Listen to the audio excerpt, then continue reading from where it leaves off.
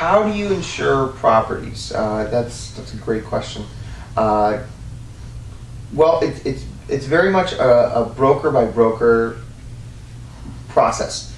So let's say that you're insuring 40 properties, which maybe not a lot of people have to go out and do, but I do, and actually that's one of the things that we're working on in our office right now, is getting the best possible price for these big groups of properties.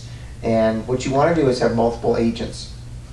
Some agents work specifically with single-family homes with renters. For instance, Allstate, and this may be out of date by the time you see it, but Allstate and State Farm will only insure a property right now if it has a renter in it. So they have to see the lease, they have to see a lot of different pictures of the water heater, the furnace, the roof, the electrical panel, all those things, but they give you a better price. There are other people, other companies that will insure properties in bulk, but if you have what we call, and there's a whole program for this, it's Section 8 or assisted housing, they charge you more money for that. Now, whether that's right or not, that's going to be left up to the courts to see.